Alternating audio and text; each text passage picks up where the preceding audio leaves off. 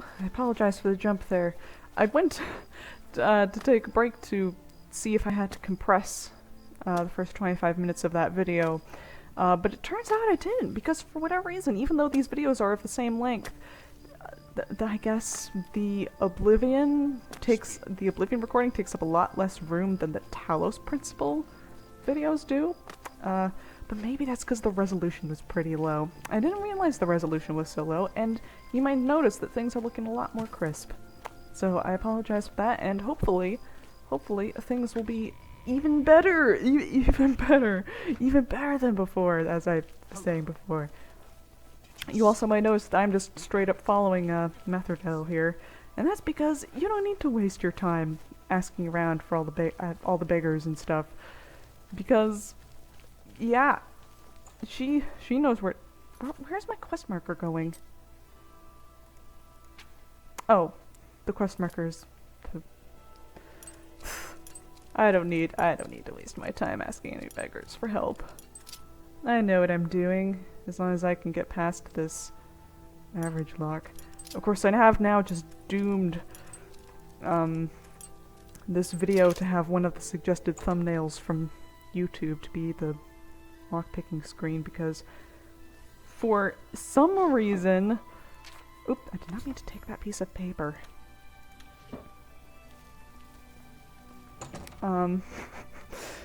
Yeah, for some... what was I saying? I think I just entirely lost my train of thought. I just got distracted. Oh, that's not good. Oh dear, I think my brain is... We're alive! You did it! You beat that monster! We won! Yeah, you sound really enthusiastic about that, even though that happened like several months ago, really. At least in my time. Maybe it's only been a couple of weeks in Oblivion time. Anyway, I completely forgot what I was talking about before. I was really passionate too, but I completely forgot what I was saying. That's not good. See, that's why I could never be a professional YouTuber. Maybe he lives in the Elven Gardens district. He doesn't. Also, why was that lady running just then? Anyway, I saw that. Anyway. I think she might have been following me. What was I saying? I keep forgetting what I'm saying. Oh yeah, YouTube. I don't think I could ever be a professional YouTuber, especially with the way things have kind of been, going downhill with the algorithm. Let me just pause here. I don't know if you've been aware, but a lot of the major YouTubers have been losing views and subscribers because the algorithm for YouTube has changed. And before, the algorithm did favor longer videos, so it definitely favored gaming YouTubers. That was one of the reasons why people like PewDiePie and Markiplier and Jacksepticeye and all those guys managed to get to the top, because the algorithm favored these people who were producing long content that people watched all the way through and was produced on a fairly regular basis. The algorithm favored that, but now the algorithm has changed a little bit, so that it's still longer content that's watched all the way through that's favored, but it's also content that is produced every single day. Basically, if people aren't watching your content every single day, then those people might stop having your content be recommended to them. They might be unsubscribed from you by YouTube, I think? I guess? I don't think that's happening. I don't think that's happening. That might just be a rumor. But your content might stop being recommended to people and stop coming up and trending. And what this new algorithm favors is things like clips from TV shows. You know, stuff from Stephen Colbert's show, stuff from Jimmy Kimmel's show and Jimmy Fallon's show, and you know, clips from the news and all this sort of stuff. And I mean, that might seem like on the surface like YouTube is just selling out, you know, because that's kind of what it seems like. You go to the trending tab in YouTube and it's all corporate, you know. You've got all these clips from late night TV shows and the news and music videos from Vivo and all this crap. But it's not that YouTube is purposely selling out. It's just that the algorithm is favoring people who can pump out that content every single day. And individual people, even if they have a team of editors behind them, they can't keep up the pace compared to a TV show who has a giant staff and a corporation behind them. I mean, like when it comes to like clips from the late night show with Stephen Colbert, that's probably not the name of the show, but whatever. You have this entire staff, and it's really just a small thing to have one of them be like, oh yeah, I'm just going to edit together a clip and upload it to YouTube, and I have plenty of time to do this, I'm being paid for it, and I'm gonna go home to my wife and kids and everything's great, and maybe somebody else will take over for me like the next day. But when it's just an individual YouTuber who, even if this is their job, like this is what they're setting aside time to do, creating and editing, especially multiple videos that are like 20 minutes to an hour long every single day, is like, that's just brutal. Like it just really can't be done. So you end up with the system where you have individual YouTubers are kind of starting to be screwed over by the system. And a lot of people have been complaining about it, so maybe YouTube will change it, but as it is, I don't think I would ever want to have YouTube as like my sole job or the sole thing I was doing, because recording videos is something I do when I want to. It's something I feel like doing. I record the games I want to when I want to, because it's mostly just something I do for fun. It's just something I do to make, like, you know, a couple of people in my life happy, because they think it's funny, this crap I do. And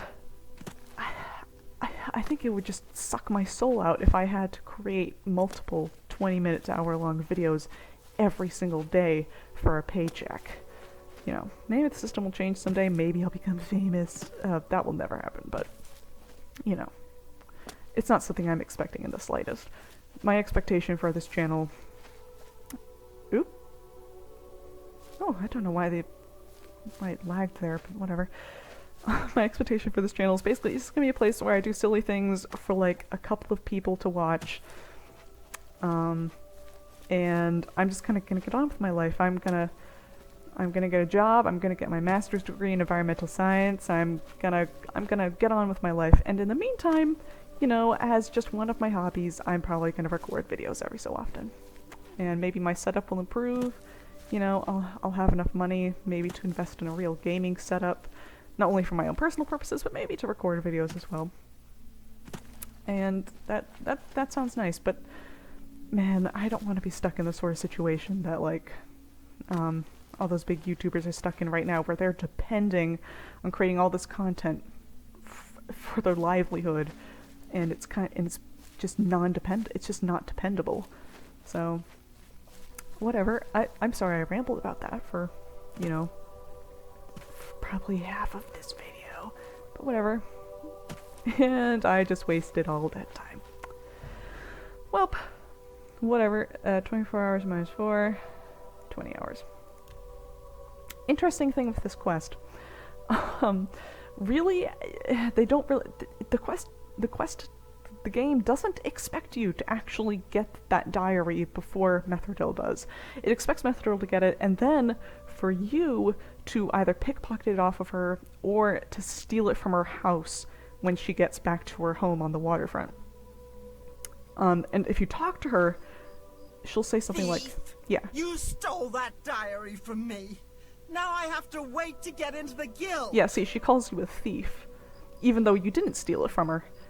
So, yeah, it's kind of an interesting thing. Yes, you might do.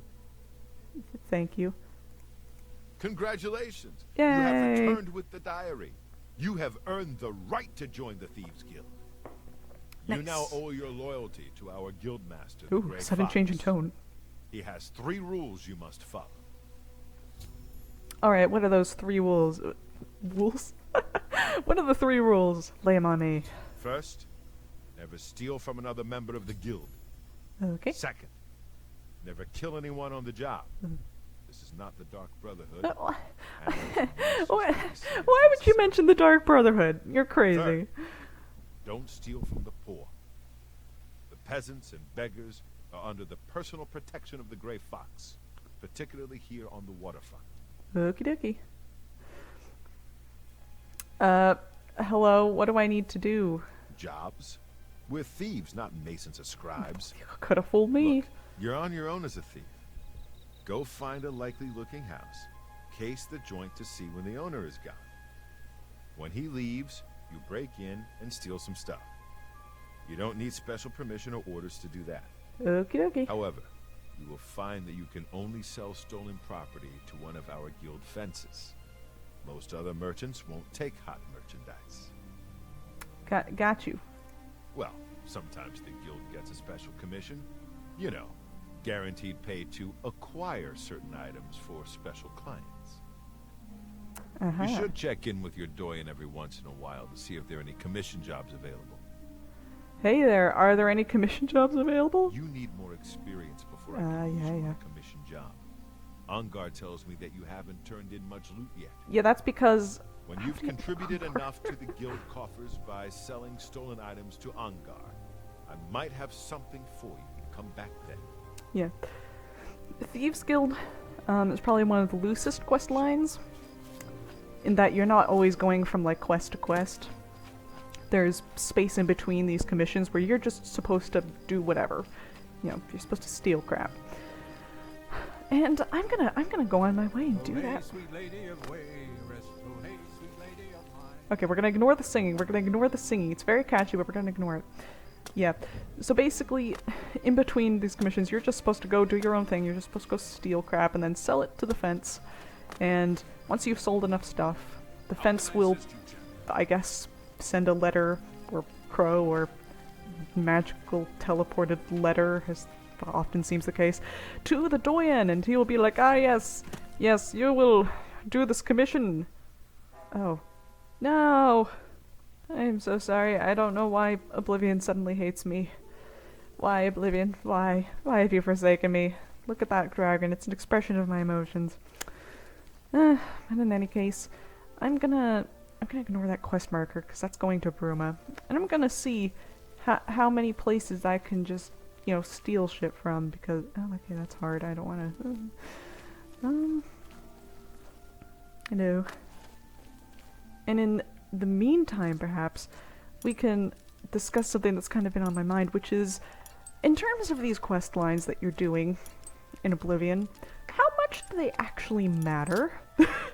I mean, you know, because you look forward to Skyrim, and you find out where a lot of these guilds that you've contributed to, where, like, what's happened to them in the past, like, 200 years. And, okay. Let's start in order of what we've done so far. So, okay. So the main quest line obviously matters, because if you hadn't helped with shut the jaws of Oblivion, then everything would have gone to shit. You know, the entire world would have ended. So clearly what you do in the main quest matters. Then you have the Fighters Guild. The Fighters Guild, well, I have no idea, honestly. I think the Fighters Guild still exists in Cyrodiil during the time... Ooh, I can totally steal that. I can steal that. Ooh, and I can steal that. I do think... Ooh, that's an interesting one. That the Fighters Guild, it does still exist. I think it's even mentioned when you're doing the companions in Skyrim. It's even mentioned that there's the Fighters Guild in Cyrodiil. So clearly the Fighters Guild... Oh, somebody's asleep in here, I think. So clearly maybe what you do in the Fighters Guild matters, because the Fighters Guild is still around in the future. So hey, that's good. Then you have the Dark Brotherhood, and honestly I think it's kind of questionable whether or not what you do in the Dark Brotherhood matters. I guess it does, in that if you weren't there to stop the one crazy guy with his mother's head, maybe the Dark Brotherhood would have just absolutely collapsed, you know, right now in the time of Oblivion. if you weren't there to stop it. But as it is, in Skyrim, the Dark Brotherhood basically has completely collapsed since the time of the treaty with the Thalmor. Basically, the Dark Brotherhood has totally collapsed. Everything's gone to shit with the Dark Brotherhood, and the only remaining... Oh, I don't need to open that. No. Well, apparently I don't have any choice because I can't get my mouse over to close. No. But in the time of Skyrim, the only remaining Dark Brotherhood people in the entirety of Tamriel are the people in the Falkreath Sanctuary. And they're not even following the 5 tenets anymore. They don't have the ranks anymore in terms of people. Basically everything's sort of collapsed. And by the end of it, it's kind of a hopeful note, because you're starting over again in the Dawnstar Sanctuary, and there's kind of this hope that what am I doing? There's kind of this hope that the Dark Brotherhood is going to rise again. But you know, whatever. Hi. Don't mind me. Do you have valuables? I assume you have valuables. Everybody has valuables. Don't mind me, I'm just going upstairs. Everything's fine. I don't know why his house is open. That's kind of weird. I have no idea who he is. So I guess in Oblivion, the Dark Brotherhood questline matters. Then you have the Thieves Guild here. I think the Thieves Guild questline does matter, because you're basically... Because by the end of it, spoiler alert, the whole existence of the Grey Fox, it kind of ceases to be a thing. And yeah, I think you have an impact on the Thieves Guild as a whole. I think the Thieves Guild does get strengthened in Cyrodiil from what you do in Oblivion. This person has followers of the Grey Fox thing. That's not good. Where the fuck is my mouse? There it is. Am I stealing from members? I'm stealing from a member of the guild. I should get out of here. That's why this freaking house is open to me. It's you. Hi. Oh, you don't sound enthusiastic. What was I gonna say?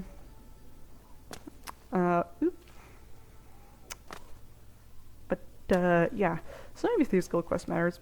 Probably the quest line that matters the least is the Mages Guild.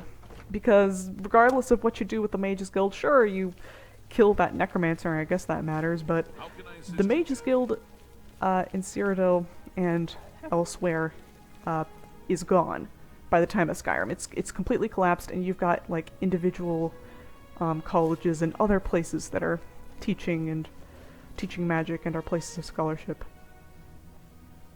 But the Mages Guild is gone. So it doesn't matter too much. Sorry, I'm out. That person was there. Let me try this house. I think this might have been the yeah, this is the Umbacano Manor. You end up doing some shit for this guy, I'm pretty sure. In fact, let me just wait a second. Cause there's an entire like side quest line with Umbacano. I'm not sure if you have to be a certain level or whatever. I don't know, because that's not unlocking. I'm gonna wait a little bit more, but honestly, I might already have like 50 gold's worth. Oh, hey, I can get in. I might already have 50 gold's worth of stuff for the fence, so I'm not 19 to steal anymore. Hello.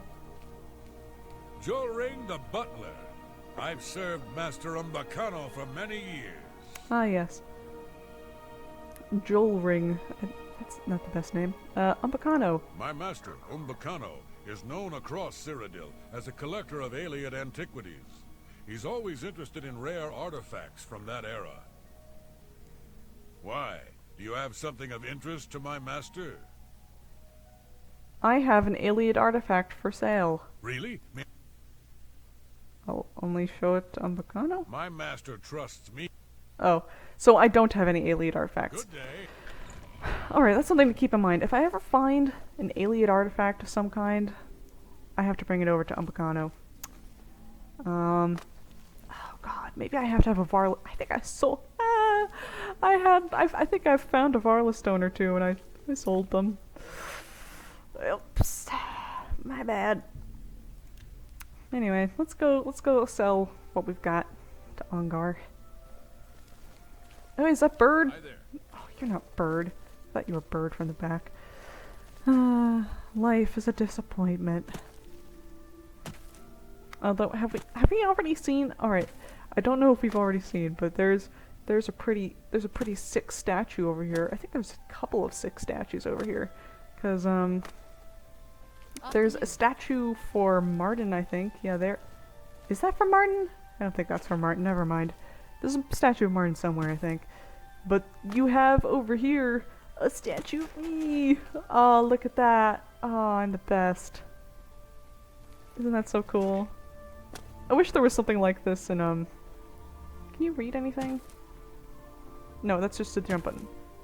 Oh, there we go. Savior of Bruma single-handedly fought off the hordes of Oblivion, entered the Great Gate, and casted down the Dread Siege in ruin, erected by the grateful citizens of Bruma in 3rd Era 433. Nice. So, canonically, this statue exists, in Bruma during the events of Skyrim, because this is going to stand here for all time, hopefully. Yes! If we've already seen it, I apologize. My ego is like, yeah, look at that. I'll probably do a Skyrim playthrough at some point. I mean, the only reason I'm hesitant to is because literally every person who isn't under a rock has played Skyrim. So, yes?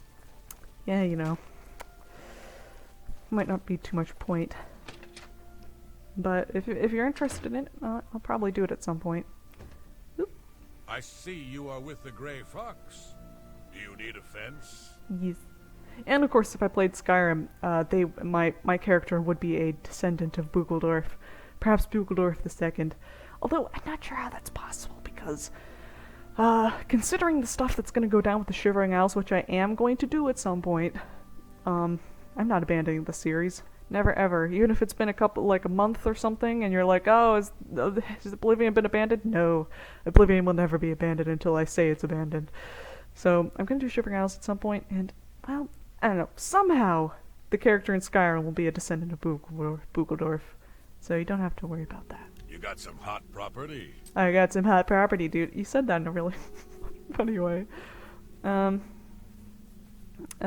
here you go. I think I can. Yeah, you can sell that. That's shit. more than I'd usually pay. Oh, yes. Oh, here's some parchment. Give away the parchment. I don't think I have anything else. I'm glad that's done. I need a nap. Yeah, you go take a nap, buddy. Don't worry about it. Shadow hide you. Yeah.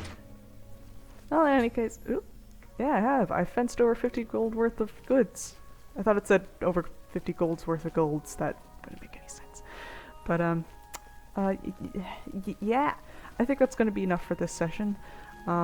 Considering the couple of crashes that have happened with this game, I don't want to risk my luck by recording even more. Besides, my throat gets tired. My poor throat, so tired. And I hope that you've enjoyed this particular session of Oblivion, and I hope to rejoin you next time with Bugledorf in the next video, hopefully sooner. And I wish you well. Bye-bye.